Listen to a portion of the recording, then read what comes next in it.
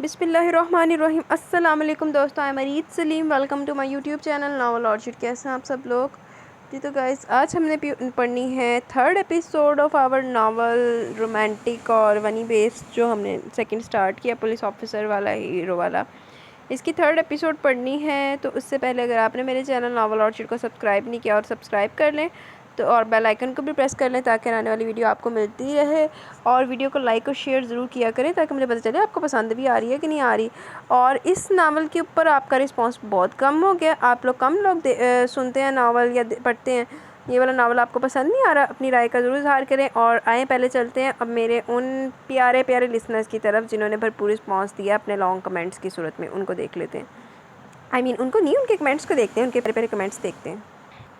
جی فاریہ، آپ thank you بول رہی ہیں، ویلکم، موسٹ ویلکم۔ آپ یہ سنیں، اگر رائٹر اور ناول دونوں آپ کے فیوریٹ ہے تو آپ سنیں اور اپنی رائے کا ساتھ ساتھ ضرور اظہار کریں۔ اور اس کے بعد ہیں جی نایاب رضوان۔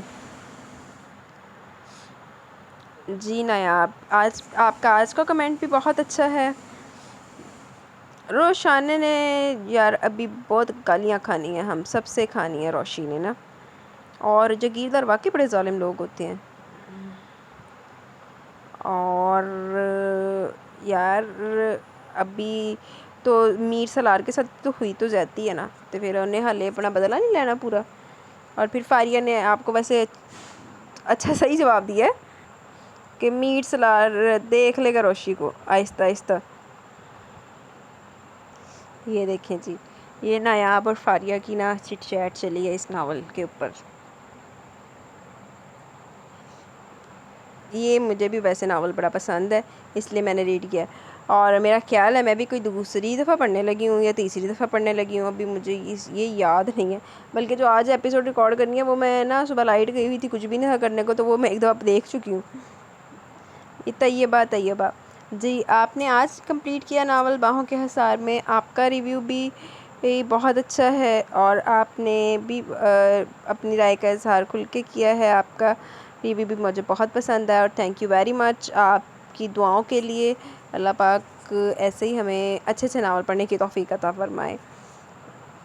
اور الحمدللہ میں بالکل ٹھیک ہوں، آپ کیسی ہیں؟ اس کے بعد ملک صبا ہے جی، ان کا ریویو بھی بہت اچھا ہے، اور مجھے بہت خوشی ہے کہ آپ کو یہ سن کے مزہ آتا ہے۔ اور مرحا کی سچویشن تو یار ابھی ایسی ہے، ابھی تو آپ کو مرحا کے ساتھ ساتھ وہ دوسری جو ہماری ونی میں آنی ہے اس کے لیے بھی آپ کو دکھ کرنا پڑنا ہے۔ اور مرحا کے ظاہری بات ہے یار، وہ اپنے سے کم حیثیت لوگوں کا یقین کون کرتا ہے؟ تو اور دیکھتے ہیں کوئی رہ گیا اپنا۔ جی تو آج انہی لوگوں کے کمنٹس سے اب آئیں چلتے ہیں اپنی تھرڈ ایپیسوڈ کی جانب۔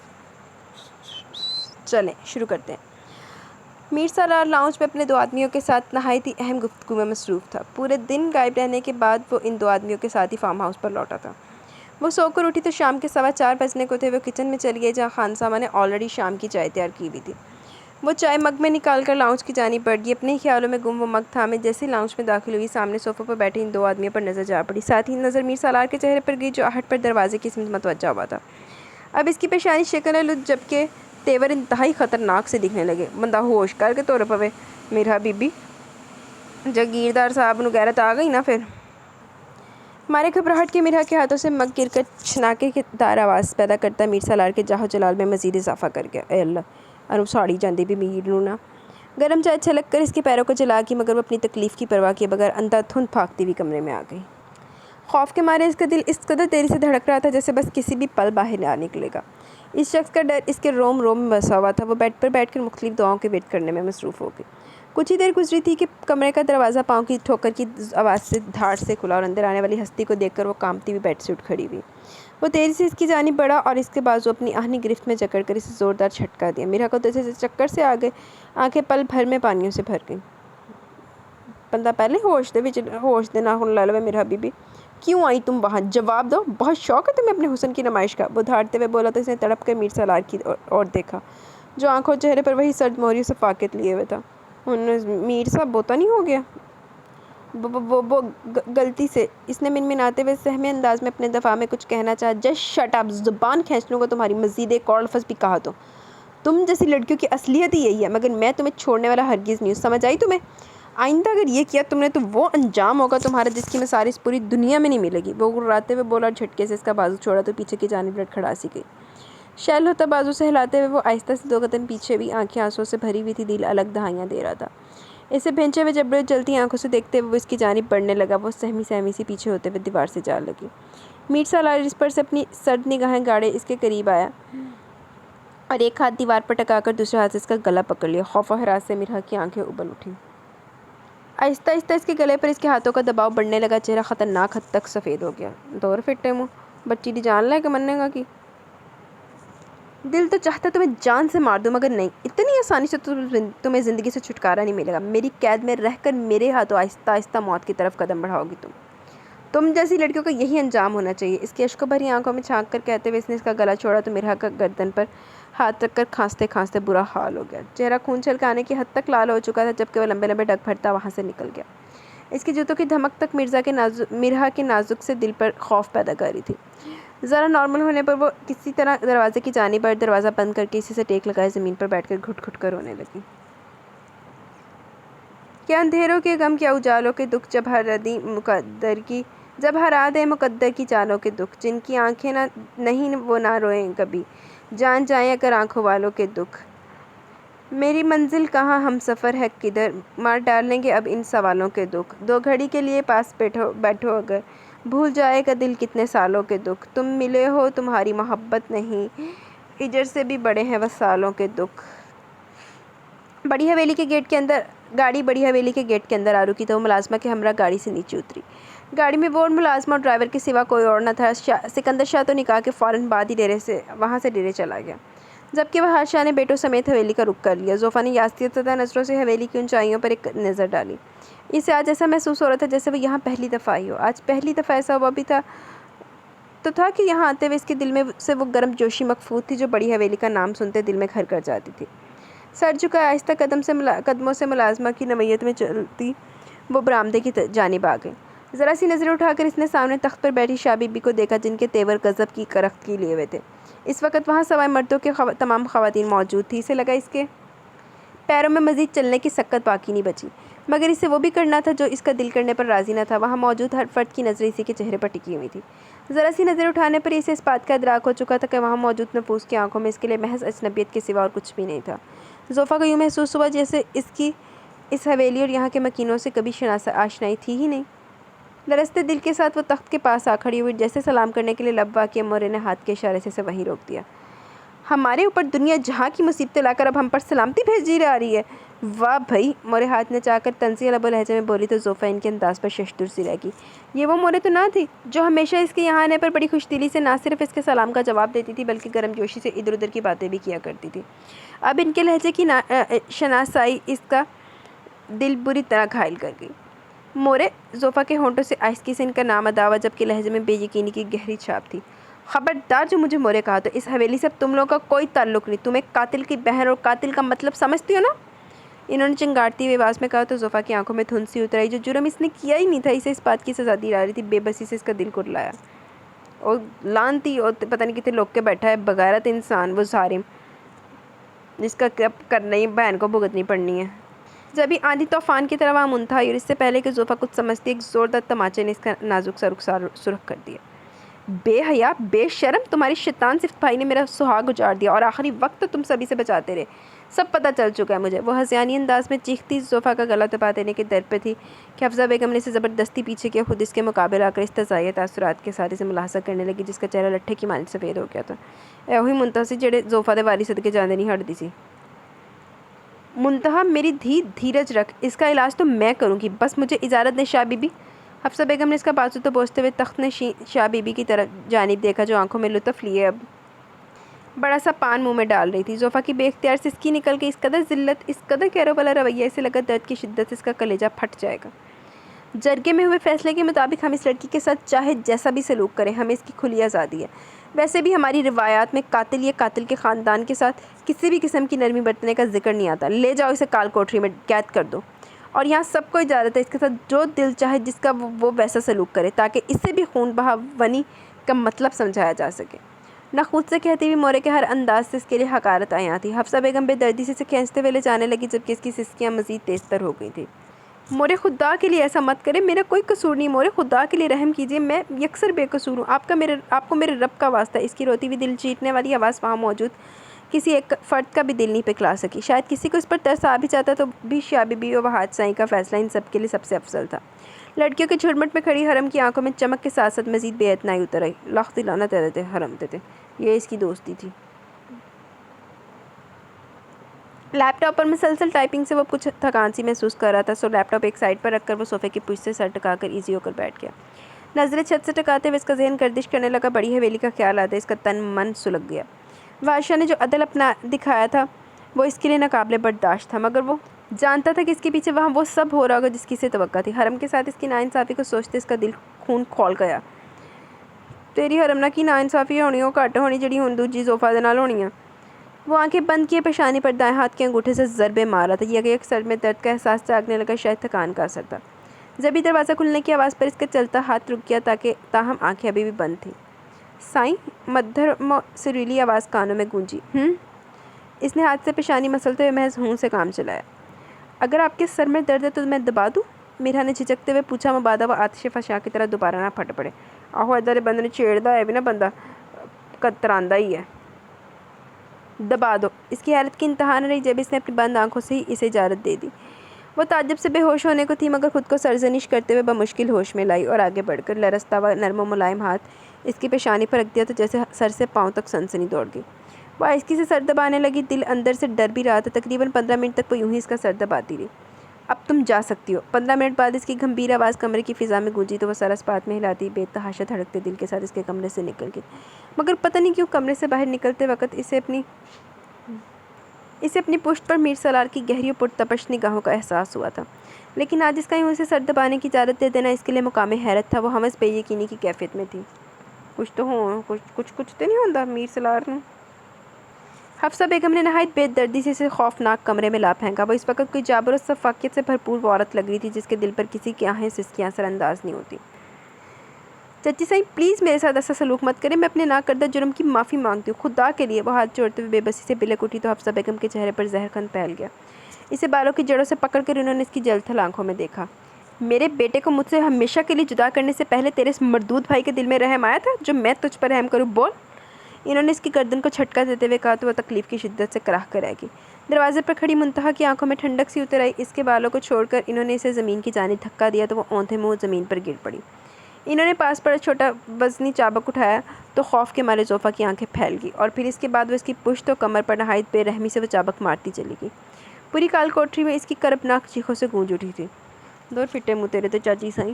نہیں یار، اگر تو یہ قاتل ہوتی نا تو پھر اس کے ساتھ چلو تم جیسا مرضی سلوک کر لیتی۔ اب اس کا نہ قصور ہے کوئی نہ کوئی تو پھر اندر سرتے ایویں سان کری جا رہے، تسی مار پیٹ بھی کر رہے، کر لاکھ دی لعنت تہاڈے تے۔ اب تمہیں پتہ چلے گا ونی کا اصل مفہوم۔ ابھی تک تو ہماری نرمی دیکھ رہی تھی نہ، اب یہ بھی دیکھ۔ چبا چبا کر کہتے ہوئے بس ہاتھ چلائی جا رہی تھی۔ اس میں اتنی طاقت نہ تھی کہ وہ اپنا بچاؤ کرتی۔ کچھ ثانیے بعد انہوں نے ہاتھ روکا تو وہ نیلو نیل ہو رہے وجود کے ساتھ بے دم سی زمین پر گر گئی۔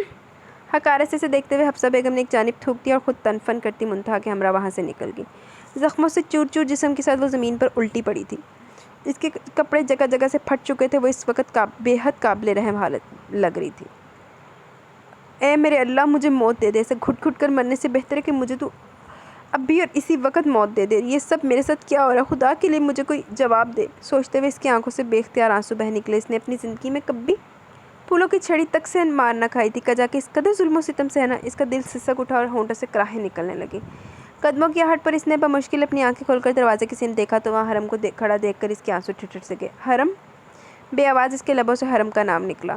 وہ مشکلوں سے اٹھ کر بیٹھی اور سامنے نظر کی، مگر یہ کیا؟ حرم کے چہرے پر اس کے لیے رحم تو بالکل بھی نہ تھا۔ پھر یہ کیسا تاثر تھا اس کے چہرے پر جسے وہ سمجھنے سے قاصر تھی؟ حرم سینے پر ہاتھ باندھے ہوئے چلتی اندر آئی اور سرتا پا اس کے جائزہ لیا، پھر وہ پنجوں کے بل زمین پر بیٹھ گئی۔ جانتی ہو زوفا، تمہیں اس حالت میں دیکھ کر پتہ نہیں کیوں مجھے بہت سکون مل رہا ہے، کیونکہ تم نے مجھ سے میرا سب کچھ چھین لیا۔ اس وقت تم میری جگہ موجود ہو، نفرت محسوس ہو رہی ہے مجھے تم سے، سمجھی تم؟ سپاٹ آنکھوں سے اسے دیکھتے ہوئے حرم کے لہجے میں بلا کی سرد مہری تھی زوفا کا فک چہرہ، جبکہ آنکھوں میں نمی سی در آئی۔ حرم، ان سب میں میرا قصور کہاں ہے؟ پلیز کوئی مجھے نہیں سمجھ رہا، کم از کم تم تو سمجھو، تم تو میری دوست تھی حرم، ایسا کیسے کہہ سکتی ہو تم میرے لیے؟ وہ دونوں ہاتھوں میں چہرہ چھپا کر بے تحاشا رو پڑی۔ میرے منگیتر کے بارے میں عشقیہ خیالات رکھتے ہوئے تم نے یہ نہیں سوچا کہ میں تمہاری دوست ہوں زوفا؟ حرم نے اس کے چہرے پر نظر جما چپتے ہوئے لہجے میں پوچھا تو زوفا اپنی جگہ ساکت رہ گئی۔ چہرے سے ہاتھ ہٹاتے ہوئے اس نے پھٹی پھٹی آنکھوں سے حرم کو دیکھا تو اس نے قمیص کے اندر چھپا کر رکھی وہ ڈائری نکال کر زوفا کی آنکھوں کے سامنے لہرائی تو زوفا کو یوں لگا جیسے ہر سمت اندھیرا چھا گیا، گھپ اندھیرا۔ حرم یہ ڈائری بمشکل اس کے لبوں نے حرکت کی تو حرم کے ہونٹوں پر طنزیہ مسکان آ گئی۔ حیران ہو نا کہ یہ میرے پاس کیسے؟ ویسے میں بھی اسے پڑھ کر حیران ہوئی تھی۔ نہ صرف حیران ہوئی بلکہ دل چاہ رہا تو تمہارا گلا اپنے ہاتھوں سے گھونٹ دوں۔ کیسے مان لوں آج کہ تم محض مجبوری میں یہاں؟ تمہارے تو دل کی مراد پر آئی ہے۔ دل ہی دل میں خوش تو بہت ہوگی تم، ہے نا؟ ہسٹیرک انداز میں کہتے ہوئے اس نے اسے کندھوں سے پکڑ کر بری طرح جھنجھوڑ ڈالا۔ درد کی زوردار لہریں زوفا کے پورے وجود میں سرایت کر گئی۔ میں نے سکندر سائی سے محبت ضرور کی ہے حرم، لیکن باخدا میں نے کبھی انہیں تم سے چھیننے کا نہیں سوچا۔ مجھے الزام مت دو خدا کے لیے، اس الزام تراشی کے ساتھ میں جی نہیں سکوں گی۔ وہ ٹوٹے پھوٹے لفظوں میں کہتے آخر میں بے بسی سے ایک بار پھر رو پڑی اور بے جان وجود کے ساتھ زمین پر گر سی گئی۔ میں نے جو کہا ہے بالکل سچ کہا ہے زوفا شاہ، تم غاصب ہو۔ سنا تم نے؟ ایک طرف تم کہتی ہو تم نے سکندر سائی کو مجھ سے چھیننے کی کوشش کبھی نہیں کی، دوسری طرف تم ان کے نکاح میں شامل ہو کر آج میرے روبرو ہو۔ منافقت! زوردار ٹھوکر اس کی کمر پر مارتے ہوئے وہ تیز قدموں سے وہاں سے نکل گئی۔ حرم تیرا انجام بھی چنگا نہیں ہونا جنہیں تو کر رہی ہے نا، جو تیرے کرتوت سامنے آ رہے۔ جبکہ وہ زخموں سے چور چور وجود لیے ڈوبتے ذہن اور نیموا آنکھوں کے ساتھ دروازے کی جانب تک رہی تھی جہاں سے ابھی ابھی حرم نکلی تھی۔ اسے حرم سے اس رویے کی امید نہ تھی۔ اس کے سبھی زخموں میں یہ سب سے بڑا زخم تھا۔ اس کی آنکھوں سے ایک آنسو ٹوٹ کر گالوں پر بہہ نکلا۔ خدا کے لیے تم مجھے ایسے الزام مت دو، میرا اللہ جانتا ہے کہ میں غاصب نہیں ہوں حرم۔ زیر لب اس کے لبوں سے ٹوٹ کے الفاظ ادا ہوئے، پھر اس کا ذہن گہری تاریکی میں ڈوبتا چلا گیا۔ دل کا لٹنا دیکھنا اور دل کا سودا دیکھنا، کس قدر پرسوز ہے خود کو اکیلا دیکھنا، خود ہی تنہائی میں کرنا خواہشوں سے گفتگو اور ارمانوں کی بربادی کو تنہا دیکھنا۔ وہ ایک ہفتے کے لیے نہایت ہی ضروری کام سے جا رہا تھا۔ اس کی لیپ ٹاپ سمیت ضروری چیزیں ڈرائیور نے گاڑی میں رکھ دی تھی، باقی اس کے محافظ بھی تیار تھے۔ وہ لابی میں ملازمین کو ہدایت دے کر بس نکلنے کی ریڈی تھا کہ وہ چلی آئی۔ لیمن کلر کے سوٹ میں وہ ہمیشہ کی طرح پیاری مگر از حد پریشان لگ رہی تھی۔ لب بھینچ کر وہ سوالیہ نظروں سے دیکھنے لگا۔ پہلے تو وہ کشمکش کا شکار رہی، پھر آخر ہمت کر کے بولی پڑی۔ سائیں، میں نے دینوں سے سنا کہ آپ ایک ہفتے کے لیے یہاں سے جا رہے ہیں، تو میں اکیلی کیسے رہوں گی؟ مجھے بہت ڈر لگ رہا ہے۔ وہ ہنسی ہو کر بولی تو سیکنڈ سے بھی کم وقت لگا میر سالار کا پارا ہائی ہونے میں۔ میر سالار دا پارا تھلے کے تو رہندا۔ واٹ؟ دماغ درست ہے تمہارا؟ یہاں بیٹھ کر میں تمہیں پہرا نہیں دے سکتا، سمجھ آئی؟ اپنی حد میں رہو۔ وہ غصے سے تیز لہجے میں بولا تو وہ خفیف سی ہوگی مگر دوسری پل پھر سے رونے والا منہ بنا لیا۔ کچھ بھی تھا، وہ صبح کا کیا شام تک یا پھر دوسرے روز ہی آتا تھا، پھر بھی اسے ڈھارس رہتی تھی۔ مگر یوں ایک ہفتے کے لیے وہ چاہ رہا تھا اور وہ نوکروں کے رحم و کرم پر ایک ہفتہ گزارنے کا سوچ کر ہی خوفزدہ ہو گئی تھی۔ وہ تھوڑا ڈرپوک ٹائپ تھی بھی، دوسری بات پر وہ کسی پر اتنی جلدی بھروسہ نہیں کر سکتی تھی۔ کوٹ اٹھا کر بازو پر لٹکاتا وہ لابی کے دروازے کی جانب بڑھائی تک وہ سسکتی ہوئی آگے بڑھ کر اس کے سینے سے لگ گئی اور سختی سے اسے جکڑ لیا، جبکہ اس کی اس اچانک و غیر متوقع حرکت پر وہ جہاں تھا وہیں ساکت رہ گیا۔ میر سالار دن قریب آ رہے۔ وہ اب رونے لگ گئی تھی اور میر سالار کا غصہ تو عروج پر جا پہنچا تھا۔ ویسے میر سالار نے غصہ کرنے کے علاوہ اور کچھ نہیں آندا۔ سائیں پلیز مجھے چھوڑ کر مت جائے، مجھے اکیلا بہت ڈر محسوس ہوگا۔ وہ سوں کرتی اپنی لال ہوتی ننھی سی ناک رگڑنے لگی۔ میر سالار نے ایک جھٹکے سے خود سے الگ کیا اور جارحانہ تیوروں سے میرے سے گھورا تو میرا کی گھگی بن گئی۔ ویسے بھی شخص کے غصے سے وہ بخوبی واقف تھی مگر سب کچھ جانتے ہوئے بھی اس سے یہ بے وقوفی سرزد ہو گئی تھی۔ خاموش! وہ اتنی اونچی آواز میں تھاڑا کہ میرا کا دل خوف سے بند ہونے کے قریب ہو گیا، لب پھڑ پھڑا کر رہ گیا۔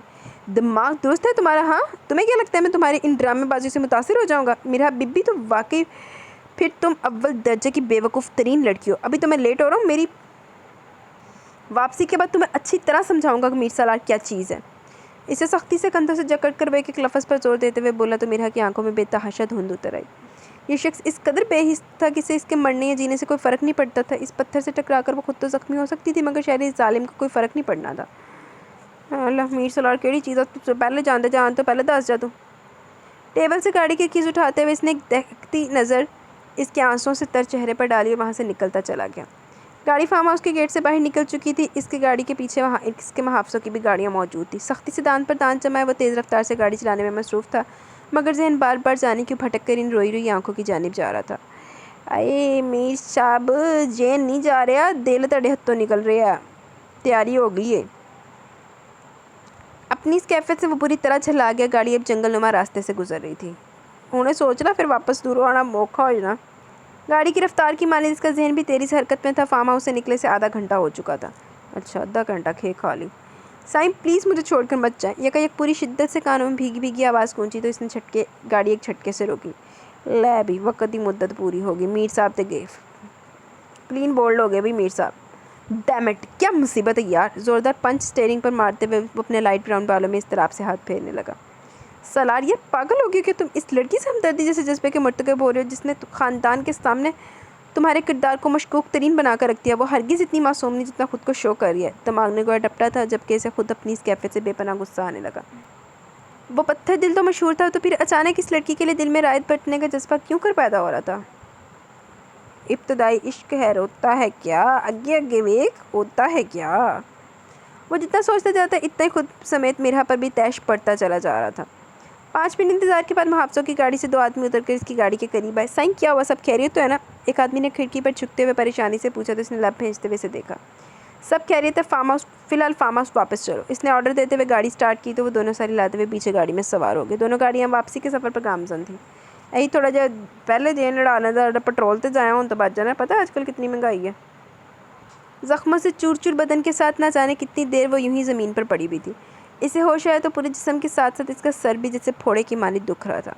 تھوڑی ہمت کر کے وہ اٹھ بیٹھی تو لبوں سے سسکیاں برآمد ہونے لگی۔ اس کا انگ انگ درد کی شدت سے کراہ اٹھا۔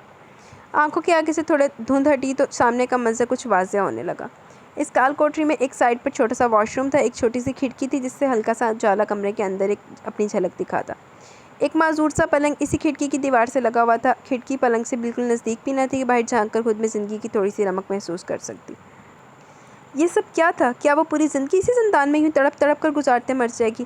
سوچتے ہوئے اس کے درد میں مزید اضافہ ہو گیا۔ اس نے نگاہیں پھیری تو سامنے رکھی چھوٹی سی ٹرے پر رکھی برتنوں پر جا ٹھہری جس میں پتلی سی دال اور تھوڑے سے چاول اور 2 روٹیاں موجود تھیں۔ یہ ٹرے کب کس نے یہاں لا کر رکھی اسے خبر تک نہ ہوئی۔ اس نے اپنے پیٹ پر ہاتھ رکھا تو اسے شدت سے بھوک کا احساس ہوا۔ اس نے بے دم ہاتھوں سے ٹرے اپنی جانب کھسکائی اور روٹی سے دال کے نوالے بنا کر کھانے لگی۔ ایک روٹی کھانے کے بعد اس نے ٹرے دور کھسکا دی۔ بمشکل دیوار کا سہارا لیتے وہ اٹھی اور لڑکھڑاتے قدموں سے واش روم کی جانب بڑھی۔ اسے نہیں معلوم کہ وقت کیا ہو رہا تھا مگر اس نے دقتوں سے ہی صحیح وضو کیا اور نماز کے انداز میں دوپٹے کو لپیٹتے واپس اس زمین پر آ کر زمین پر بیٹھ کر دونوں ہاتھ دوائی انداز میں پھیلا لیے۔ اس قید میں اس کے لیے کوئی جائے نماز نہ تھا۔ اس کے وجود پر جگہ جگہ خون جم سا گیا تھا، کپڑے بھی پھٹ چکے تھے اور اس پر بھی خون کے نشانات واضح تھے۔ اے اللہ، میں نہیں جانتی کہ اس حالت میں میری دعا یا میری نماز قبولیت کا درجہ حاصل کرے گی یا نہیں، مگر تو میرے حال سے واقف ہے نا۔ میری آزمائش ختم کر دے مولا، مجھ میں مزید سہنے کی قوت نہیں ہے۔ میرے رب، مجھے میری طاقت سے زیادہ نہ آزما، میں بہت کمزور ہوں، مجھ پر اپنا رحم فرما۔ زیر لب دعا مانگتے وہ اذیت کی آخری انتہا پر تھی۔ جبھی قدموں کی آہٹ پر اس کا دل خوف کے مارے سکڑ سا گیا۔ اس نے بے اختیار تیزی سے دھک دھک کرتے دل پر ہاتھ رکھتے ہراساں نظروں سے دروازے کی جانب دیکھا اور پھر دروازے میں جس ہستی کا چہرہ نمودار ہوا اس نے زوفا کو وہیں ساکن کر کے رکھ دیا۔ ہن کون آ گیا زوفا بی بی دے کول؟ فارم ہاؤس پہنچ کر وہ جیسے راہداری سے ہوتا ہوا لابی میں داخل ہوا، نظر سامنے صوفے پر بے خبری بھری نیند سوتی مرہا پر جا پڑی۔ چہرے پر آنسوؤں کے میٹھے میٹھے سے نشانات تھے۔ کچھ دیر بالوں میں ہاتھ پھیرتے ہوئے اس کے چہرے پر سرد نگاہیں جمائے کھڑا وہ اسے دیکھتا رہا، پھر دونوں جیبوں میں ہاتھ ڈال کر لب بھیجتے ہوئے نبے تلے قدموں سے چلتا ہوا اس کے سر پر جا کھڑا ہوا۔ پتہ نہیں اس کی گھورتی نظروں کا اثر تھا یا مرہا کی نیند میں خلل پڑا تھا، بہرحال اس کی آنکھ کھل گئی تھی۔ پہلے تو نیمبا آنکھوں سے اس نے صوفے کے قریب کھڑے میر سالار کو دیکھا، پھر یکایک ساری نیند پھک سے اڑ گئی اور آنکھیں پھیل کر مزید بڑی ہو گئی۔ وہ اچھل کر اٹھ بیٹھی اور بے یقینی سے اسے دیکھا جو اب پلٹ کر سامنے صوفے پر جا بیٹھا تھا۔ سائیں، آپ تو چلے گئے تھے نا؟ میرا نے ڈرتے ڈرتے دل میں پنپتا سوال داغا۔ جیسے جانے کا حق رکھتا ہوں ویسے واپس بھی آنے کا بھی حق رکھتا ہوں۔ بائی دا وے، یہ سوال کرنے کی جرأت کیسے ہوئی تمہاری؟ وہ ٹانگوں پر ٹانگیں جماتے ہوئے سرد مہری سے بولا تو میرا کو پکا یقین ہو گیا واپس لوٹا اسے ڈانٹنے کے لیے تھا۔ اس شخص کو تو بس اسے ذلیل کرنے کا موقع چاہیے ہوتا تھا، سوچتے ہوئے بے طرح روح ہنسی ہونے لگی۔ اب جو میں کہہ رہا ہوں نہایت ہی غور سے سننا، غلطی اگر پھولے سے بھی تو اس کی ذمہ دار تم خود ہوگی۔ 15 منٹ کے اندر پیکنگ کرو اپنی اور ساتھ چلو میرے۔ اسے حکم دیتے ہوئے اس نے اپنی پاکٹ سے موبائل نکال لیا اور اس میں مصروف ہو گیا۔ جبکہ میرا تمہارے حیرت کے مرنے والی ہوگی۔ آہو، جانے کی شوق دے دیتا انہوں، حیرت تو نہیں باندھی ہے نا؟ سائیں، مطلب میں بھی ساتھ جا رہی ہوں، وہ کانپتے ہوئے آواز میں بولی تو میر سالار نے موبائل سے نظر ہٹا کر بری طرح اسے گھورا۔ میروں بھی نا گھورن تو علاوہ اور کچھ نہیں آندا۔ تو کہ میں فارسی میں بات کروں، ایک بار کا کہا تمہارے پلے نہیں پڑتا، وہ کھولتے ہوئے لہجے میں بولا تو میرا نے خفت سے لب دانتوں تلے دبا لیے۔ اب اگر ڈراموں سے فرصت مل گئی تو جاؤ، 5 منٹ تو ویسے بھی تم نے ضائع کر دی، 10 منٹ میں تیاری مکمل کرو اپنی، وہ قہر آلود انداز میں بولا تو میرا کے تو ہاتھ پاؤں پھول گئے۔ سنیں، کون سے کپڑے پہن کر چلوں؟ میرا مطلب ہم دور جا رہے ہیں نا؟ وہ خود پر جمی اس کی گھورتی نظروں سے خفیف ہو کر اٹک اٹک کر بولی۔ میرا جے تیرا خیال ہے کہ تیرے نال جائے گا وارڈروب تک تینوں کپڑے کڈ کے چوز کر کے دے گا تے یار تیرا خیال ہی ہے بس، اور جے نے نہیں جانا۔ کیوں؟ کیا کپڑوں کا قحط پڑ گیا؟ عقل گھاس چرنے گئی ہے تمہاری؟ 3 سے 4 ڈریسز رکھو، اور ہاں حویلی کے روایتی ملبوسات رکھنا، وہاں بقیہ آفیسرز کی بیگمات بھی ہو سکتی ہیں۔ گو اینڈ ہری اپ۔ وہ غصے سے بل کھاتا ہوا بولا تو وہ دل ہی دل میں اپنی بے پناہ خوشی چھپائے، جبکہ چہرے پر دنیا جہاں کی معصومیت طاری کے فوراً حکم کی تعمیل کو وہاں سے نکلی۔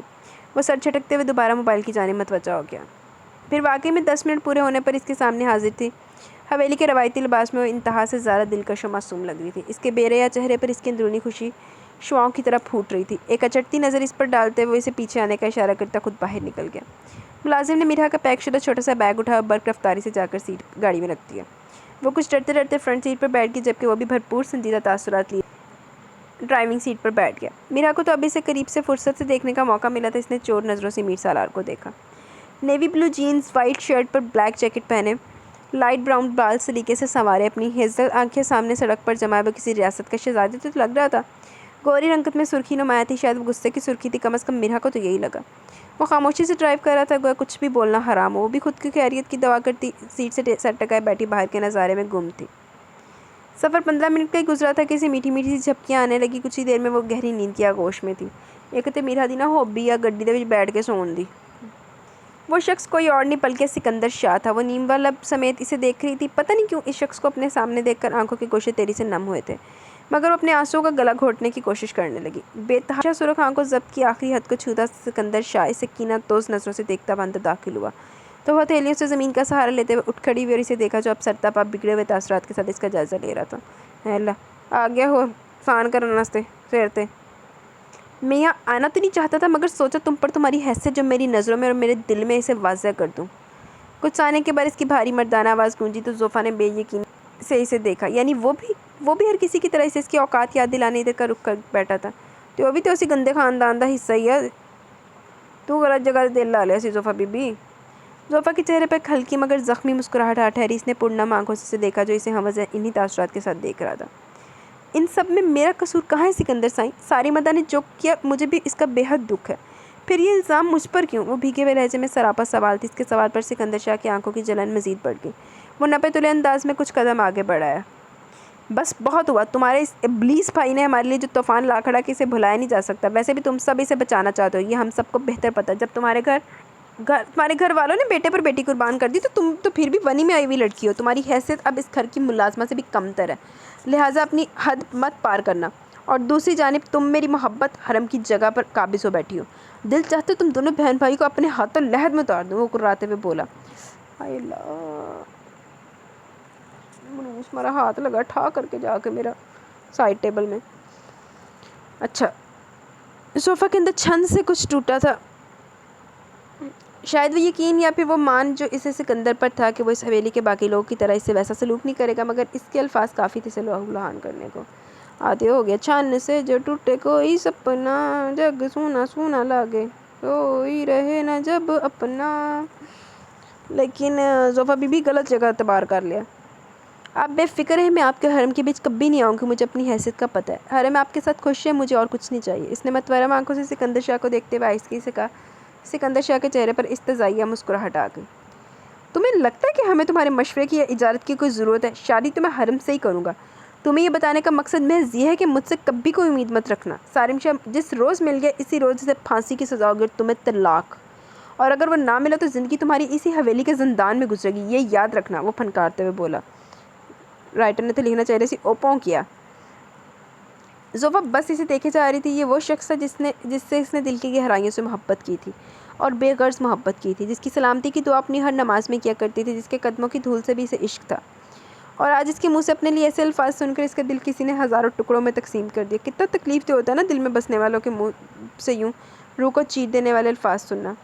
گل ایسی زوفا ڈارلنگ، تو انہوں نا سکندر شاہ نوں نا ایڈی عزت دے دیتی جنی وہ قابل نہیں سی انی عزت لین دے، تو انہوں پچی نہیں، وہ دا ڈائجسٹیو سسٹم خراب ہو گیا، تو وہ اس کو راس نہیں آئی عزت۔ وہ بات ختم کر کے وہاں سے چلا گیا، مگر وہ بت کی مانند وہیں کھڑی دروازے پر نظریں جمائے ہوئی تھی۔ بے اختیار اس کے لبوں سے ایک سسکی برآمد ہوئی اور پھر جیسے آنسوں پر اس کا اختیار ہی نہ رہا۔ سکندر شاہ کے نفرت انگیز الفاظ اس کے کانوں میں ابھی بھی گونج رہے تھے۔ دونوں ہاتھوں میں چہرہ چھپائے وہ شدت سے آج اپنے دل کی موت پر ماتم گنا تھی۔ آپ نے واقعی آج مجھے جیتے جی لحد میں اتار دیا سکندر سائیں، میں ختم ہو گئی، مکمل ختم۔ اذیت سے سوچتے محبتوں میں گندی وہ لڑکی سر سے لے کر پاؤں تک اشک بار تھی۔ سلگتی تلخ باتوں سے، بڑے بے درد ہاتھوں سے۔ لو دیکھو ہار دی تم نے، محبت مار دی تم نے۔ پورے راستے وہ نیند کی گہری آغوش میں ہوش و خود سے بیگانہ ہوئی پڑی تھی۔ اسے خبر ہی نہ ہوئی کہ کب وہ مطلوبہ جگہ پہ پہنچ گئے۔ دیکھ میرا دی نیند بھی نہ جڑی ہے نا۔ لگتا کوئین الزبتھ کا آج اٹھنے کا کوئی ارادہ نہیں ہے۔ میر سالار کی کرخت آواز پر وہ جھٹکے سے سیدھی ہو بیٹھی تو احساس ہوا اس کا سر اس کے کندھے سے ٹکا ہوا تھا۔ اس کی خود پر جمی نظروں پر وہ بے طرح شرمندہ ہوگی، پیشانی پر پسینے کے ننھے ننھے قطرے نمودار ہو گئے تھے۔ تینوں کو نے کیسے کوڑے کھوتے سارا کچھ بیچ کے سو تو سائیں کیا ہم آگے؟ وہ اپنی چھینپ مٹانے کو پوچھ بیٹھی۔ وہ جو گاڑی کا ڈور لاک کھولنے لگا تھا، پلٹ کر اسے دیکھا، انداز تلملاہٹ سے بھرپور تھا۔ جی بالکل، مگر آپ کے ہوش و حواس سلامت ہوں تو خبر ہو آپ کو۔ وہ ایک بار پھر اس کی بے ہوشی بھری نیند پر چوٹ کرتا بولا۔ اس بار وہ گڑبڑا کر بنا کچھ کہے خود بھی ڈور کھول کر باہر نکل آئی۔ میر سالار سے ذرا پیچھے وہ آہستہ قدموں سے چلتی اندر کی جانب بڑھی۔ یہ ایک فلیٹ نما بے حد خوبصورت گھر تھا۔ وہ اطراف کا جائزہ لیتی ہوئے اپنے دھیان میں چلتی جا رہی تھی کہ اچانک وہ پلٹا اور وہ اس کے چوڑے سینے سے ٹکرا گئی۔ میرا کے پورے جسم میں سنسنی سی دوڑ گئی۔ لمحے کے 1000ویں حصے میں اس نے میر سالار سے الگ ہونا چاہا، مگر اس نے اسے بازوں میں مضبوطی سے بھینچ کر تھوڑی سے پکڑے، اس کا چہرہ اوپر اٹھایا تھا۔ ویسے میر سالار بھی نا موقع دی ایڈوانٹیج لیندہ رہندا۔ اوپر والے نے تمہیں یہ جو بڑی بڑی بٹن جیسی آنکھوں سے نوازا ہے، شاید تمہیں اس کا استعمال کرنا نہیں آیا اب تک۔ کیوں؟ صحیح کہہ رہا ہوں نا؟ وہ اس کی کاجل سے پھیلی ہوئی دلکش آنکھوں میں جھانکتے ہوئے بولا۔ وہ بنا کچھ بولے محض پلکیں جھپکا کر رہ گئی۔ واو کیا رومانٹک سین ہے! اچانک کسی نسوانی آواز پر دونوں چونک کر ایک جانب متوجہ ہوئے تو میرا ایک جھٹکے سے سالار سے علیحدہ ہوئی، مگر اس کی پھیلی آنکھیں اب اور بھی پھیل کر گویا پھٹنے کے قریب ہو گئی تھی۔ وہ جو کوئی بھی تھی بہت ہی پیاری مگر کافی بولڈ ڈریس میں تھی۔ میرا نے ایک نظر اسے دیکھتے ہوئے میر سالار کو دیکھا جس کے چہرے کے تاثرات پتھر کی طرح سخت ہو گئے تھے۔ وہ ایک بار پھر ناسمجھی سی لڑکی کی جانب دیکھنے لگی جو بڑی دلکش مسکراہٹ لبوں پر سجائے میر سالار کو دیکھ رہی تھی۔ واو آفیسر، یہ یقیناً تمہاری وائف ہے نا؟ وہ میرا کو سر سے پاؤں تک گہری نگاہوں سے دیکھتے ہوئے میر سالار سے پوچھنے لگی، جبکہ وہ بنا کچھ بھی کہے محض لب بھینچے دونوں جیبوں میں ہاتھ ڈالے کھڑا اسے گھور رہا تھا۔ ایسے کہ دیکھ رہے ہو، ہم سب کو خبر تھی کہ تم آ رہے ہو۔ انفیکٹ ایک آفیسر کی بیوی رہ چکی ہوں میں بھی۔ اب ان سب معاملات سے باخبر رہنے کی مجھے عادت جو پڑ گئی ہے۔ وہ ناز سے اٹھلاتی ایک ادا سے اپنے بال پیچھے جھٹک کر بولی۔ میرا کے چہرے کے زاویے بگڑ سے کہ اسے یہ محترمہ قطعی پسند نہیں آئی تھی۔ ایک تو اس نے اس قدر بےہودہ لباس زیبتن کر رکھا تھا کہ اسے میر سالار سے خود بخود شرم آنے لگی۔ لباس ہونے زیبتن کی طرح شرم میرا نو آ رہی، واہ تالیاں! دیکھ رہا ہوں کہ بے اتنائی کی اعلیٰ مثال دیکھ رہا ہوں کہ بے حیائی کی اعلیٰ مثال ہو تم۔ دور رہو مجھ سے ورنہ تمہارا انجام تمہارے شوہر سے بھی بدتر ہوگا۔ وہ سلگتے لہجے میں اسے وارن کرتے ہوئے بولا تو سامنے کھڑی اس لڑکی کا چہرہ اہانت سے لال ہو گیا۔ دیکھو آفیسر، میرا شوہر بھلے غدار تھا مگر تم نے اس کی جو جمع پونجی قانونی کسٹڈی میں لے رکھی ہے وہ آزاد کر دو، ورنہ اچھا نہیں ہوگا۔ وہ چیختے ہوئے بولی تو میر سالار کے چہرے پر استحضائیہ تاثر بکھر گیا۔ وہ 2 قدم آگے بڑھتے اس لڑکی کی آنکھوں میں آنکھیں ڈال کر کھڑا ہو گیا۔ میرا پلکیں جھپکاتی صورتحال کو دیکھ رہی تھی۔ یہ سب کچھ اس کی سمجھ سے باہر تھا۔ آہو ایک چھوٹی جنی وہ جگہ سے آئی ہے، مطلب حویلی کی، تو نوکروں والی حیثیت تھی نا اس کی، وہاں پہ نوکرانی تھی، تو وہاں سے اب آئی۔ اب ادھر دی ایٹماں نوں کتنے سمجھ سکتی میرا ساڈی معصوم جی میرا۔ تم اپنے شوہر کی جس حرام جمع پونجی کے متعلق بات کری وہ اس نے غلط طریقے سے جمع کر رکھی تھی، یہ تم بھی بہتر جانتی ہو۔ رہ گی تمہاری یہ دھمکیاں، ان کی میرے نزدیک کوئی اہمیت نہیں ہے۔ بہتر ہوگا وقت سے پہلے باز آ جاؤ ورنہ تمہارا بھی علاج ہے میرے پاس۔ چبا چبا کر کہتے ہوئے میرا کے اپنے پیچھے آنے کا اشارہ کرتا آگے بڑھ گیا۔ میرا کو اس لڑکی سے شدید ترین جلن کا احساس ہو رہا تھا۔ اس کے خیال میں معاملہ چاہے جو بھی تھا مگر لڑکی میر سالار کو ادائیں دکھا کر اپنی طرف راغب کرنا چاہتی ہے۔ اس سوچ کے آتے اس کے اندر جوار بھاٹا پھٹ پڑا۔ شیلا ابھی بھی اپنی جگہ کھڑی ان دونوں کو کھا جانے والی نظروں سے گھور رہی تھی۔ ਭਾਵੇਂ ਸ਼ੈਲਾ ਦੀ ਇੱਦਾਂ ਦੀ ਕੋਈ ਟੈਨਸ਼ਨ ਵੀ ਨਾ ਹੋਵੇ। ਸ਼ੈਲਾ ਤੇ ਆਪਣੀ ਚਿੱਤਰੋ ਚਿੱਤਰੀ ਹੋਈ ਪਈ ਉਹਦੇ ਨਾਲ, ਮੀਰ ਸਲਾਰ ਦੇ ਨਾਲ, ਤੇ ਮੀਰਾ ਬੀਬੀ ਦੀ سوچ دیکھ لو، پوزیسو وائف۔ اپنی انہی سوچوں میں گم وہ لان سے اندر کی جانب بڑھی تھی کہ تھوڑی دور چلنے کے بعد ہی وہ بری طرح بے توازن ہوتی ہوئی زمین پر جا گری۔ آہ اللہ جی! اس کی حلق سے بے اختیار چیخ نمودار ہوئی۔ میر سالار جو فون پر مصروف تھا بے ساختہ پلٹا اور میرا کو زمین پر گرا دیکھ کر برق رفتاری سے فون پاکٹ میں ڈالتا اس کے قریب آ گیا۔ کیا ہوا؟ کیسے گر گئی تم؟ ہیلز پہن کر چل نہیں سکتی تو پہننے کی ضرورت ہی کیا تھی؟ ہاں، وہ گھٹنوں کے بل لان کی گھاس پر بیٹھتے ہوئے بولا، لہجہ بے حد فکر مندانہ تھا۔ میرا دل ہی دل میں خوشگوار احساس سے گھر گئی۔ بنا کوئی جواب دیے وہ اسے یکٹک دیکھے جا رہی تھی۔ اس کے پاؤں کا جائزہ لیتے ہوئے میر سالار نے اچانک اپنی مقناطیسی نظروں سے اسے دیکھا تو وہ سٹپٹا گئی۔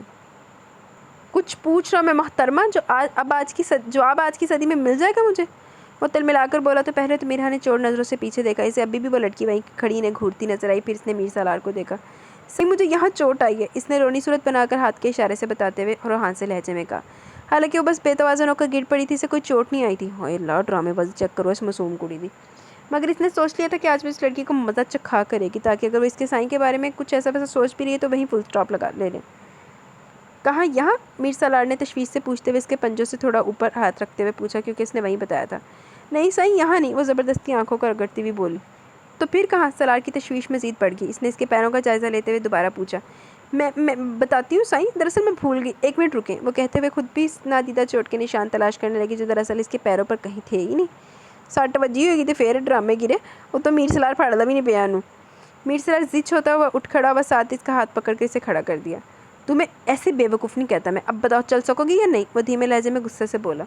تو میرا نے موقع کا فائدہ اٹھاتے ہوئے نفی میں سر لا دیا، ساتھ ہی دوبارہ ذرا سا پیچھے مڑ کر دیکھا تو شیلا اب بھی کسی سے فون پر مصروف تھی، مگر نظریں ابھی بھی ان دونوں پر ہی جمی ہوئی تھی۔ اپنے گھنے بالوں میں ہاتھ پھیرتے ہوئے میر سالار گہرا سانس بھرتا آگے بڑھا اور اسے کسی ربڑ کی گڑیا کی مانند اپنے مضبوط بازوں میں اٹھا لیا اور مضبوط قدموں سے چلتا آگے بڑھ گیا۔ میرا کے رگوں پے میں جیسے بھونچال سا آ گیا۔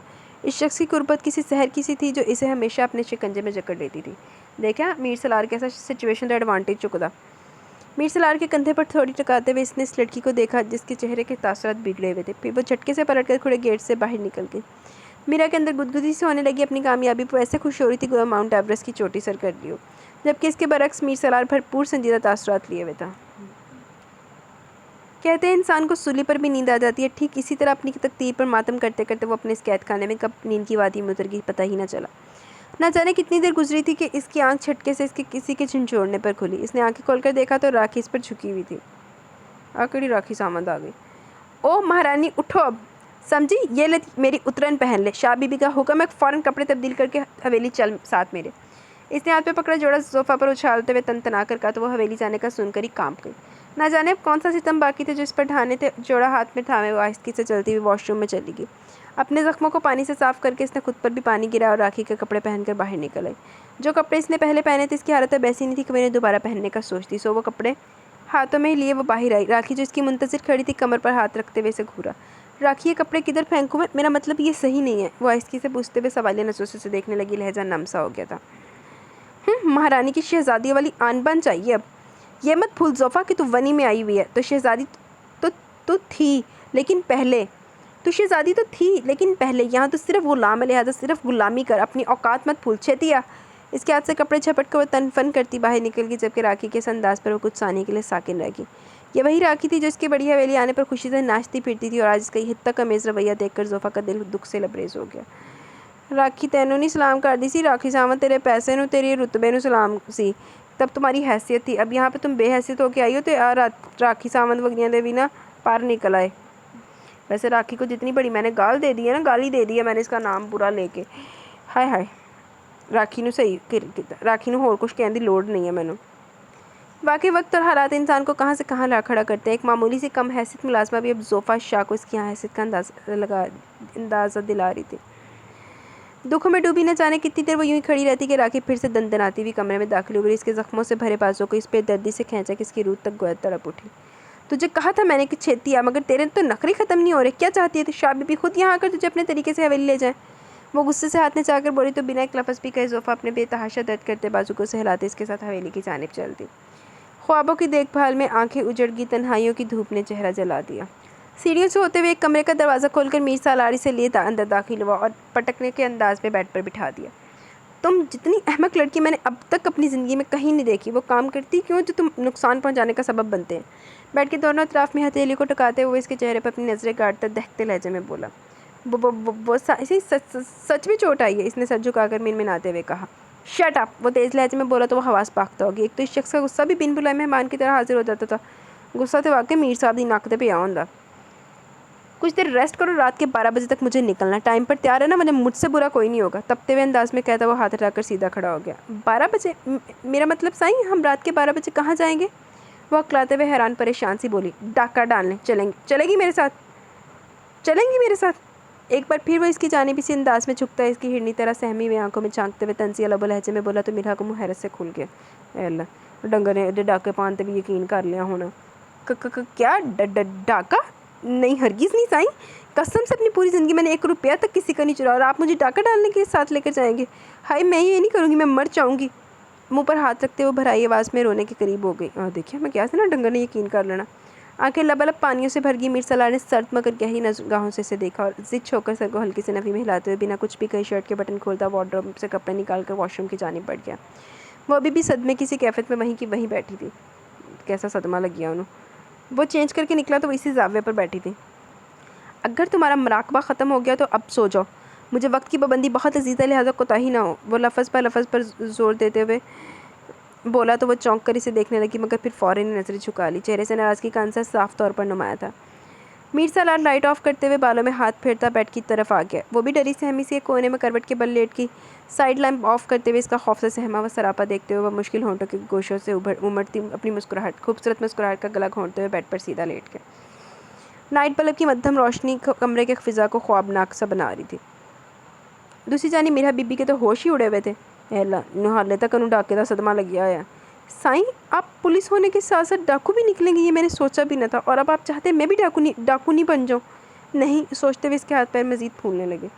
تمہارا سونے کا ارادہ ہے کہ نہیں؟ کمرے کی خاموش فضا میں سالار کی سنجیدہ آواز گونجی تو وہ ہونک سی ہو گئی. جلدی سے آنکھیں بند کر لی. جادوگر بھی ہیں، یہ بھی پتہ نہیں تھا مجھے. کلستے ہوئے اس نے سوچا. نیند میں جانے سے پہلے آخری سوچ تھی جو اس کے ذہن میں آئی تھی. بہت پٹھیاں سیدھیاں سوچ دی ابھی. رات کے 10 بجنے کو تھے جب وہ راکھی کے ہمراہ لرزیدہ قدموں سے حویلی آئی تو وہاں سب ڈائننگ روم میں رات کے کھانے پر موجود تھے. راکھی سے ڈائننگ روم کے دروازے پر چھوڑ کر اسے اندر جانے کا اشارہ کرتی ہوئی خود کسی اور طرف نکل گئی. خوف سے دھڑکتے دل کے ساتھ وہ اندر داخل ہوئی تو سب کی نظریں ایک لے سے اس پر اٹھی.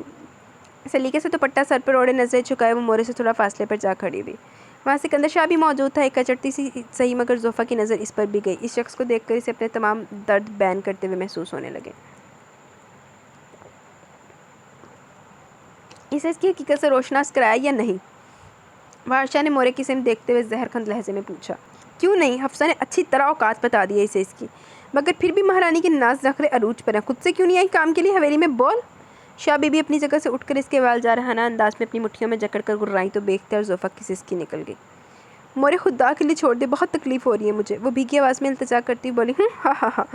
یہ تکلیف اس تکلیف کے سامنے کچھ بھی نہیں جو تم لوگوں نے ہمیں پہنچائی. خبردار جو آگے سے میرے اس حویلی کے کسی فرد کے آگے رونا رویا تو، اور آئندہ سے مجھے مورے نہ کہنا. تجھے کتنی بار بولوں میں؟ ہاں. ہذیانی انداز میں اس کے بال چھوڑتے ہوئے انہوں نے بے دردی سے اس کے کندھوں کو پکڑ کر کھسوٹتے ہوئے کہا تو وہ درد کی شدت سے بلبلا کر رہ گئی. بے اختیار اس کی نظر سکندر شاہ کی جانب اٹھی مگر وہ یوں لاپرواہی سے کھانے کی جانب متوجہ تھا جیسے اس کے آس پاس اس وقت سب کچھ نارمل چل رہا ہو. ایدا کہنا جدہ آخری واری کھاندا ہوئے لانتی جے.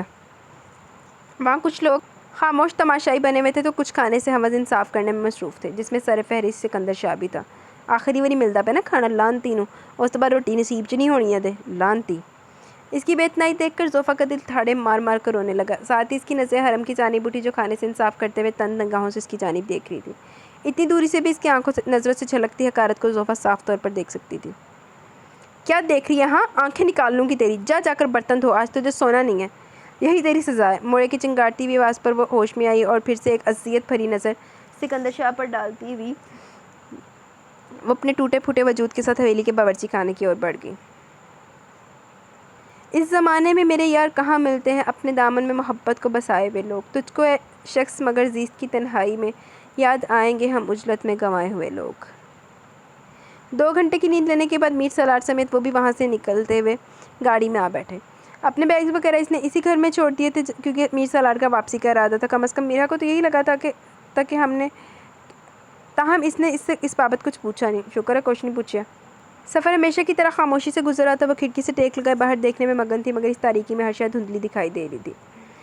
جب بھی سالار کا موبائل بیپ کرنے لگا اس نے کال ریسیو کرتے ہوئے اسپیکر آن کیا. سر، ایک اہم خبر ہے. جو ہم نے سوچا تھا وہی ہوا. راستے میں شیلا اپنے کچھ آدمیوں کے ساتھ گھات لگائے ہوئے سر. ماں افسر سے کہیے وہ الرٹ رہے، ہم بھی پہنچ رہے ہیں. دوسری طرف سے آتی آواز پر میرا خوف و ہراس سے گنگ رہ گئی. اس کے برعکس میر سالار نارمل ہی تھا. تم گھبراؤ نہیں، کچھ نہیں ہوگا. اچھا، اسی بہانے اس کے بھی آدمی سامنے آئیں گے. اس کے تو میں دیکھ لوں گا. دہکتی ہوئی آواز میں کہہ کر اس نے کال کٹ کر دی اور گاڑی کی سپیڈ مزید بڑھا دی. میرا کا دل خوف سے سکڑنے لگا. سائیں سنیں، ہماری جان کو خطرہ ہے کیا؟ اس بار آنسو پلکوں کی باڑ پھلانگ آئے. سالار نے ایک نظر اسے دیکھا پھر سامنے سڑک پر نظر جما دی. گاڑی اب جنگل کے راستے سے گزر رہی تھی. ہر طرف تاریکی تاریکی تھی. میرا کا خوف دو چند ہو گیا. بے فکر ہو، مختصر کہتے ہوئے اس نے موڑ کاٹا. جبھی گولیاں چلنے کی آواز پر وہ چیختی ہوئی میر سالار کے بازو سے لگ گئی. میر سالار کو بھی فوری گاڑی روکنا پڑی. اس کے تمام محافظ بھی برق رفتاری سے گاڑی سے اتر جوابی کارروائی کرتے ہوئے جنگل کے اطراف میں بکھر گئے. میرا کے آنسو متواتر بہتے چلے گئے. اس ساری صورتحال سے وہ بہت زیادہ ڈر گئی تھی. میرا بات سنو میری، کیپ کوائٹ. میر سالار جب اس کے مسلسل ہونے سے عاجز آ گئے تو اونچی آواز میں بولا. میرا کے آنسو وہیں جم گئے. इन्ना मीरा नूं गोरियां दा खौफ नहीं होना जिन्ना मीर दा खौफ आ। ये रोना धोना बंद करो और मेरी बात गौर से सुनो। तुम यही गाड़ी में बैठी रहो बिना कोई आवाज़ के, मैं बस अभी आया। वो उजलत में कहते हुए गाड़ी का दरवाज़ा खोलने को ही था कि मीरा ने मुलतजी नज़रों से देखते हुए इसका बाजू थाम लिया। वो पलट कर इसे तेज़ नज़रों से इसे घूरने लगा। साईं प्लीज़ मत जाएं, वो लोग आपको मारना चाहते हैं, खुदा के लिए मत जाएं। वो इसकी नज़रों की परवाह किए बिना वो एक बार फिर इसके आंसू बह निकले। नहायत ही कोई अहमक लड़की हो तुम, मैं बुज़लों की तरह यहाँ नहीं बैठ सकता, आई समझ, मुझे अपना मिशन कंप्लीट करना है। तुम चुप करके यहाँ बैठो, बस कुछ ही वक्त की बात है। वो चबा चबा कर कहते हुए झटके से अपना बाजू छुड़ाता बाहर निकला। जब भी मीरा की नज़र तेज़ी से गाड़ी की जानिब बंदूक का निशाना ताने आते एक शख्स पर पड़ी जो सीधा मीर सालार की जानिब भी आ रहा था। इससे पहले कि मीर सालार खुद का बचाव करते हुए जवाबी कार्रवाई करता, मीरा तड़प कर तीर किसी तेजी से दरवाज़ा खोलकर बाहर निकली और भागते हुए सालार के सामने आ गई। इसी पल इसकी शख्स की बंदूक से निकली गोली तेजी से मीरा के बाजू और कंधे पर आ लगी। इसकी दिलदोज़ चीख जंगल की फ़िज़ा में पूरी शिद्दत से गूंज उठी थी और वो वहीं लहराकर अपने लहूलुहान वजूद के साथ मीर सालार के बाजुओं में आ गिरी। वो शशतों से अपने बाजू में खून में रंगी बेसुध पड़ी मीरा को देख रहा था। जिस आदमी ने गोली चलाई थी वो अब तेज़ी से वापसी की सिमत भाग रहा था। मीर सालार यकलख्त होश में आया और जैसे वहशत ज़दा सा हो गया। इसके कुछ मुहाफ़िज़ भी अब मुँह खोले इसके इतराफ़ में खड़े मीरा की डूबती हालत को देख रहे थे। मीरा इसकी बेयकीनी भरी गूंज से गोया जंगल थरा उठा था। इसने इसका दम बदम जट पड़ता चेहरा देखा। गम और गुस्से से बफरते हुए इसने मुहाफ़िज़ों पर नज़रें दौड़ाई। पीछा करो इन कुत्तों का, फ़ौरन से पेशतर, समझे? मुझे हर हालत में वो लोग चाहिए, किसी कीमत पर यहाँ से ना निकल ना सके। इस बात का ख़ास ख्याल रखना वरना तुम सबको मौत की नींद सुला दूंगा। धाड़ते हुए इसने इन तमाम को हुक्म दिया तो वो जंगल के बैरूनी हिस्से की सीमत की जानिब भागे। कुछ मुहाफ़िज़ पहले इन सब का पीछा करने को दौड़े थे, ताहम इसका एक आदमी के पास खड़ा था। मीरा आंखें खोलो, तुम्हें कुछ नहीं होगा, बस एक बार आंखें खोलो। ज़बर से बेतहाशा सुरख पड़ते चेहरे के साथ भिंची हुई आवाज़ में इसका गाल थपथपाते हुए इसे उठाने की कोशिश करने लगा, मगर मुकम्मल बेहोशी के आलम में थी। मीर सालार पागल हो जाने के दर पे था। इसे बचाने के चक्कर में इसने खुद के लिए ख़तरा मोल लिया। बेयकीनी थी। चल होन तेरे मीरा दी मोहब्बत ते यकीन आएगा खोतिया। मीरा मैं कह रहा हूँ ओपन योर आइज़। इस पर वो कदरे ऊंची आवाज़ में बोला। इसे इस वक्त अपनी कैफियत खुद समझ में नहीं आ रही थी। दिल की हालत बहुत अजीब सी हो रही थी। मैं तो पहले भविष्यवाणी कर दी थी कि भाई मीर साहब गए काम तो। साबिर तुम ड्राइव करो जल्दी। मीरा का खून तेज़ी से ज़ाया हो रहा था, वो मज़ीद देर नहीं कर सकता था। उजलत में इसे हुक्म देते हुए इसने इसके नाजुक वजूद को अपनी बाहों में उठाया और गाड़ी की पिछली सीट पर बैठ गया। इसका सर अपने चानों पर रखते हुए वो इसके यख पड़ते हाथों को अपने हाथों में लेकर सहलाने लगा। फास्ट ड्राइव करो, 10 मिनट के अंदर अंदर वहाँ पहुँचना होगा। इसने साबिर से कहा तो साबिर ने स्पीड मज़ीद बढ़ा दी। मीरा यार इतनी भी क्या बेखबरी, आंखें खोलो तो सही यार। वो हमज इसका हाथ अपने हाथ से सहलाते हुए कदरे आती से बोला, मगर बेसुध। दूसरी जानिब इस पर तो मीर सालार की पुकार भी आज कोई असर नहीं दिखा रही थी। दम बदम इसकी सांसें डूबती जा रही थी। मीर सालार की आंखें इसकी हालत देखकर इस कदर सुलग रही थी कि इसकी सुर्खी देखकर खौफ का सा गुमान होता था। तकरीबन 10 मिनट बाद बिलाकर हॉस्पिटल आ गया। वो बरक रफ्तारी से इसे लिए हॉस्पिटल के अंदर दाखिल हुआ, जहाँ फ़ौरन इसे इमरजेंसी में ऑपरेशन थिएटर ले जाया गया और ऑपरेशन थिएटर के बाहर चक्कर काटते हुए वो अब सरफराज को कॉल करने लगा। दूसरी जानिब एक ही रिंग पर फ़ोन रिसीव कर लिया गया। यस सर, सरफराज अलर्ट सा बोला। क्या शहला और इसके आदमी इनकी पकड़ में आ गए या फ़रार होने में कामयाब हो गए? भींचे हुए जबड़े के साथ इसने सुलगते लहजे में पूछा। सर दरअसल हम भी एन मोमेंट पर जंगल की सिम जा पहुंचे थे कि चूँकि वो लोग भागते हुए बैरूनी साइड की ओर ये आ रहे थे और हम अंदरूनी सिमतों की जानिब जा रहे थे, तो हमारी नज़र इन पर जा पड़ी और मौके पर इन्हें गिरफ्तार कर लिया गया। सरफराज ने इस तफसीलात से आगाह किया। वेल डन, अब इनका इलाज मैं करूँगा। फ़िलहाल इस वक्त मैं हॉस्पिटल में मौजूद हूँ, बाकी मुझ पर छोड़ दो, इन्हें बाद में मैं देख लूँगा। आकी मलिक दहकती हुई आवाज़ में कहते इसने फ़ोन कट कर दिया और खुद हॉस्पिटल के कॉरिडोर में दोनों जेबों में हाथ डाले लेफ़्ट राइट करने लगा। साबिर हाथ बांधे इसके करीब ही खड़ा था। हुण जो मीरा जान ली हो गई आ तो उदों तेन एहसास होया ना मीरा की कदरों कीमत में मालूम हुई। सही कहते हैं यार, जब इंसान पास रहता है तो कदरों कीमत नहीं एहसास नहीं होता। ये सब क्या था? आखिर क्यों इस लड़की की तकलीफ़ से इतनी तकलीफ़ क्यों पहुंची थी? आखिर के दिल की दुनिया ही ज़ेरो ज़बर हो गई थी। ये एहसास बिल्कुल नया था। ऐसे एहसास इसने आज से पहले कभी किसी लड़के के लिए खुद में नहीं देखे थे। तो फिर आज इसकी तकलीफ़ ने इसे इतनी अजियत क्यों दो चार किया था? वो दोनों हाथ बालों में चलाते गहरी सांसें भर गया। समझ जा बच्चा, हम तो समझ जा। इस लड़की ने इसके लिए इतनी तकलीफ़ें उठाई थी कि इसके बाद भी इसकी मोहब्बत पर किसी किस्म का शक जायज़ था? नहीं, हरगिज़ नहीं। इसे आज ही तो इस लड़की की खुद से बेपनाह मोहब्बत का अंदाज़ा हुआ था और शायद अपने दिल में पंपने वाले इस जज्बे से भी आज ही वो आशना हुआ था जब भी दर्द हद से सवा था। मैं तो तेरे दिल से पंपन वाले जज्बे तो पहले ही आशना हो गई सी, तैन ही लेट पता लगा बिकॉज यू आर खोता। वो घने बालों में हाथ फंसाए चेयर पर बैठ के आज इसे जाग हुआ था कि खुद पर इसने जो बेहिसी का खोल इस मासूम लड़की के लिए चढ़ा रखा था वो दरअसल कितना कमज़ोर था। इतना कमज़ोर कि आज इसे टूटने में एक लम्हा भी नहीं लगा था। मेरा बस एक दफ़ा تو ٹھیک ہو جاؤ، پھر تمہیں میں کبھی خود سے جدا نہیں کروں گا۔ تم نے جو کچھ بھی کیا ان سب باتوں کو مکمل طور پر بھلا دینا چاہتا ہوں، کیونکہ تمہارا یہ اقدام ان سب پر بھاری ہے۔ تمہاری محبت کے آگے آج یہ میر سالار بھی اپنی بھرپور شکست کا اعتراف کرتا ہے۔ یار تم تو یہی سننا چاہتی تھی نا، تو شاید تو پھر تم تک میری کوئی آواز کیوں نہیں پہنچ رہی؟ دل ہی دل میں سے مخاطب کرتے ہوئے اس کی بے قرار نگاہیں آپریشن تھیٹر کے دروازے کی جانب اٹھی۔ جو ہمس بند تھا وہ دوبارہ سے اٹھ کر ادھر سے ادھر چکر کاٹنے لگا۔ اس کی بے قراری اور وحشت کا کوئی انت نہ تھا۔ تم نہیں تو زندگی میں اور کیا رہ جائے گا، دور تک تنہائیوں کا سلسلہ رہ جائے گا، آنکھ تازہ منظروں کی آس میں کھو جائے گی، دل پرانے موسموں کو ڈھونڈتا رہ جائے گا۔ ہائے ہائے وے میرانو کو شکار نہ دینا۔ ڈھیروں برتن دھونے کے بعد اسے دیگر مختلف کام دیے گئے۔ تھکان اور جسمانی درد سے اس کا حال بے حال تھا۔ ذہنی اذیت الگ اپنی ہی لے پر تھی، وہ تو بے زبان جانوروں پر بھی ترس و رحم کی عادی لڑکی تھی۔ ان پتھر دل لوگوں میں وہ کیسے اور کیوں کر سلامت رہ سکتی تھی؟ یہ لوگ اس قدر ظالم تھے کہ انہیں خوف خدا تک نہ تھا۔ باقی کے ملازمین انیکسی میں چلے گئے تھے مگر وہ نہیں جا سکتی تھی، کیونکہ یہ مورے کی دی ہوئی سزا تھی۔ مختلف بڑے کام اس کے سپرد کرنے کے بعد بھی وہ اس سب کی طرح رات کا کھانا کھا کر اپنے کمرے میں چلی گئی تھی۔ وہ گم سم سی چاول کی تھال لیے بیٹھی تھی۔ چاول چنتے چنتے اس کی آنکھیں ایک بار پھر نیند کے احساس سے بند ہونے لگی۔ جبھی قدموں کی آہٹ پر وہ سیدھی ہو بیٹھی، دل لرزنے لگا، مگر دوسری پل سکندر شاہ کو باورچی خانے میں داخل ہوتا دیکھ کر وہیں فریز ہو گئی۔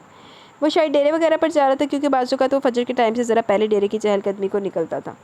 اس پیر باورچی خانے میں کسی کی موجودگی کا احساس کرتے وہاں چلا آیا، مگر سامنے زوفا کو دیکھ کر چہرے کا تاثر کرواہٹ بھرا ہو گیا۔ وہ تھال لی اٹھ کھڑی ہوئی، سکندر شاہ کے چہرے پر اپنے لیے اتنے تلخ تاثرات دیکھ کر اس نے اپنی جلتی آنکھیں نیچے جھکا لی۔ اسے انہی نظروں سے دیکھتا وہ 2 قدم آگے بڑھا۔ ایسے کیا دیکھ رہی ہو؟ ہاں، جو کچھ تمہارے ساتھ ہو رہا تم اسی کی مستحق ہو، اس نے جتاتے ہوئے کہا تو زوفا کے حلق میں آنسوؤں کا گولا اٹکنے لگا۔ تو کس چیز کا مستحق؟ گالا نا بغیرتا لان دیا سکندر سنگھ، جو جرم میں نے کیا ہی نہیں تو اس کی سزا کی مستحق میں کیسے ہو سکتی ہوں؟ اس نے بھیگے آواز میں سامنے کھڑے بے حس شخص سے سوال کیا۔ میرے سامنے فلاسفی مت جھاڑو، جو سزا تمہیں دی گئی بہتر ہے اس پر عمل درآمد کرو، ورنہ ہمارے پاس سزاؤں کی کمی نہیں ہے۔ سانو پتہ تو بڑا وڈا بغیرت ہے، کمینہ ہے تمہیں۔ مقابل کا لہجہ اتنا زہرآلود تھا کہ وہ اس کے اثر سے سرتا پا نیلی ہو رہی تھی۔ میں آپ کو اتنا ظالم نہیں سمجھتی تھی، آپ ہرگز وہ نہیں ہے جو میں آپ کے بارے میں سوچتی آئی تھی۔ اپنی سسکیوں کا بمشکل گلا کھونٹتے ہوئے اس نے اذیت سے چور لہجے میں کہا، میں یہی ہوں، جتنا جلدی ہو سکے اس حقیقت کو تسلیم کر لو۔ اور ہاں، پہلے بھی کہا تھا کہ اب بھی کہہ رہا ہوں، مجھ سے کسی قسم کی امید رکھو گے تو خسارہ ہی ہوگا۔ بہتر ہے اس قسم کی بے وقوفی سے پرہیز کرنا۔ میرے دل اور میری زندگی کی ملکہ صرف اور صرف حرم ہے، تم اس کے برابر کبھی نہیں آ سکتی، لہٰذا کوشش بھی مت کرنا۔ لفظوں پر زور دیتا وہ اس کی شدت گریہ سے بھیگی آنکھوں میں آنکھیں ڈالتا انتہائی خشک لہجے میں بولا اور پلٹ کے لمبے لمبے ڈگ پھٹتا وہاں سے نکل گیا۔ وہ ہاتھ میں تھال تھامے وہیں کھڑی رہ گئی، آنسو ایک تسلسل سے اس کے گالوں کو بھگو رہے تھے۔ دل پوری شدت سے کوئی مٹھیوں میں لے کر بھینچ رہا تھا، درد ایسا تھا جس کی سرحد ہی نہ تھی۔ کس قدر تکلیف دہ تھا آرزوؤں کا سفر، سلسلہ در سلسلہ، سانحہ در سانحہ۔ 2 سے 3 گھنٹے گزر گئے تھے، اس کے بقیہ محافظ بھی ہاسپٹل پہنچ چکے تھے۔ وہ ہاسپٹل کے قریب قیام پذیر مسجد سے بھی ہو آیا تھا، جہاں میرا کی سلامتی کی دعائیں رب کریم کے آگے کرتے ہوئے وہ کچھ حد تک خود کو ریلیکس فیل کر رہا تھا۔ مگر اس کے لیے پریشان کن بات یہ تھی کہ اتنے ٹائم کے بعد بھی میرا اب تک ہوش میں نہیں آ سکی تھی۔ وہ ہاسپٹل کے کوریڈور میں بھوکے شیر کی مانی چکر کاٹ رہا تھا، جبھی آپریشن تھیٹر کا دروازہ کھلا اور وہ ایک جست میں ڈاکٹرز تک جا پہنچا۔ کیسی کنڈیشن ہے آپ کی اس کی؟ اس نے بے قراری بھرے لہجے میں ایک ڈاکٹر سے استفسار کیا۔ سر، گولیاں تو تمام نکال دی گئی ہیں، بلڈ کافی حد تک ضائع ہونے کی صورت میں بعض اوقات پیشنٹ کو ہوش آنے میں تھوڑا وقت درکار ہوتا ہے، اس لیے ذرا انتظار کرنا ہوگا یا پھر ہوش نہ آنے پر پیشنٹ کوما۔ ڈاکٹر کے پکیے کے الفاظ منہ میں رہ گئے جب اس نے ایک کے بعد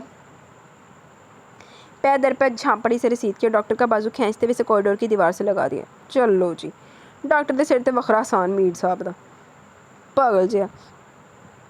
اس اچانک افتاد پر ڈاکٹر کے چہرے کا رنگ اڑ سا گیا۔ بقیہ سارے لوگ ہکا بکا رہ گئے، مگر اس کی جانب پیش قدمی کی کسی میں ہمت تک نہ ہوئی۔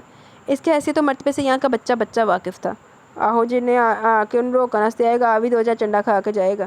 Shirt up, just shut up, مجھے ہر حال میں مکمل ہوش و حواس میں چاہیے، سمجھے؟ 3 گھنٹے تم سب نے جھک مارے جو ایک پیشنٹ کو ہوش تک میں نہ لا سکے، ہاں؟ اگر وہ مجھے ویسی نہ ملی جیسے میں چاہتا تو باخدا نہ تم لوگ بچو گے اور نہ ہی تمہارا یہ ہاسپٹل۔ اس کے کالر کو اپنی آہنی گرفت میں جکڑتے ہوئے پھنکارتے ہوئے بولا۔ پارا بے انتہا ہری ہو چکا تھا، اس کے تیور دیکھ کر ڈاکٹر کا سانس اوپر کا اوپر رہ گیا۔ آس پاس کچھ لوگ بھی جمع ہونے لگ گئے۔ اس نے زوردار انداز میں ڈاکٹر کو ایک طرف جھٹکا دیا تو وہ لڑکھڑا کر کالر سے ہی کرتا اسے دیکھنے لگا۔ میر سالار اسے شعلہ بار نظروں سے گھورنے لگا۔ ڈاکٹر تے سے قادہ آسان پائی سر، ہم نے اپنی پوری کوششیں کی ہیں، انشاءاللہ انہیں 1 گھنٹے تک ہوش آ جائے گا، پھر ہم انہیں پرائیویٹ روم میں شفٹ کر دیں گے۔ سر، فی الحال آپ انہیں دیکھ سکتے ہیں، وہ کانپتی ہوئی آواز میں کہتا۔ فی الحال کے لیے بقیہ ڈاکٹر کے ساتھ خود بھی وہاں سے ہٹ گیا۔ انی دیا پہلے یہ کہہ دن لڈی کوٹ تے نہ پیندی، لیکن تینویں چاہ چڑھے ایسی کوٹ کھان دا، چنگا ہویا پھر تیرے نال۔ ویسے تو یہاں عام شخص کی اجازت نہ تھی کہ وہ اپنے پیشنٹ کو آپریشن تھیٹر میں جا کر دیکھ سکے، لیکن یہاں تو معاملہ ہی الٹ تھا۔ اس شخص سے کچھ بعید نہ تھا کہ کیا کر بیٹھتا۔ اپنے آدمیوں کو وہیں رکنے کا اشارہ کرتا وہ آپریشن تھیٹر کی جانب بڑھ گیا۔ آہستگی سے دروازہ کھولتے ہوئے وہ اندر داخل ہوا، نظریں سامنے بیڈ پر لیٹی مرحا پر گئی۔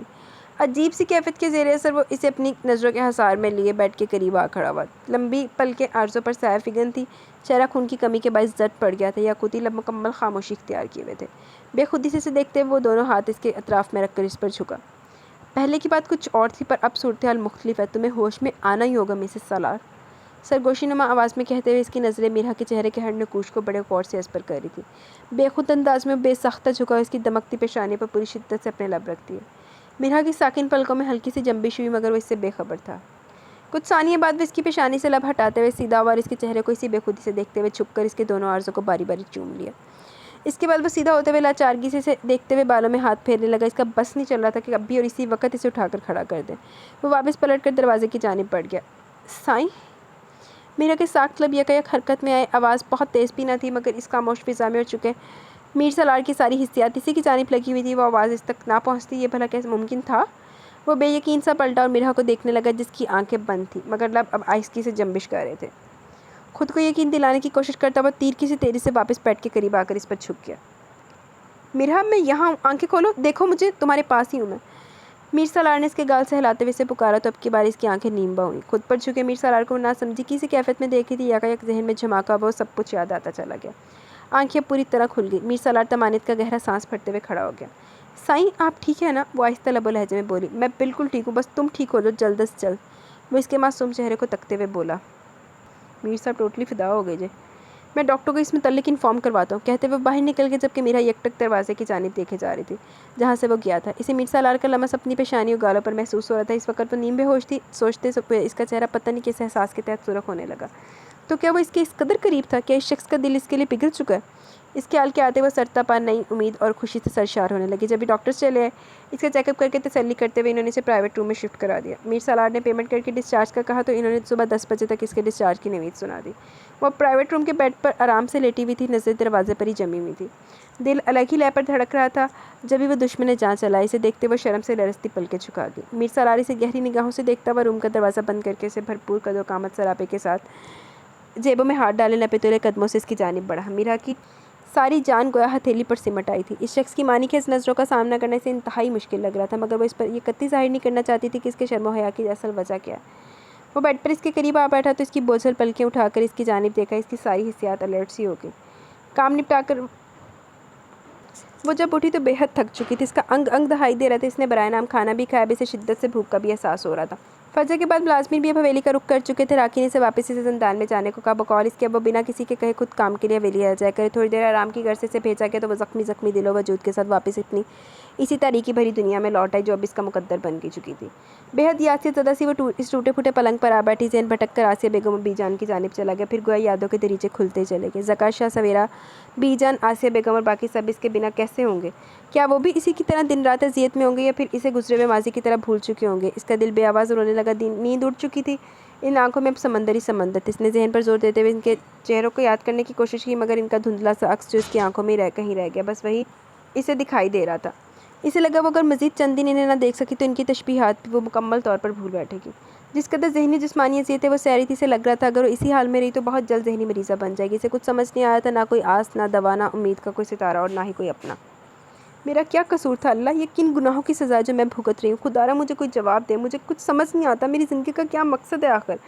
میں یہ کن شفاف ذہن کے لوگوں کے بیچ آ پھنسی ہوں جنہوں نے میرے وجود کو تار تار کر کے رکھ دیا، جنہیں میں خلوص دل اپنا سمجھتی رہی۔ انہوں نے مجھ پر ناحق ظلم کے پہاڑ توڑ ڈالے، اور سکندر سائیں؟ رنج و غم کی آخری انتہا پر پہنچ کر وہ سوچتے ہوئے ایک نقطے پر آ ٹھہری۔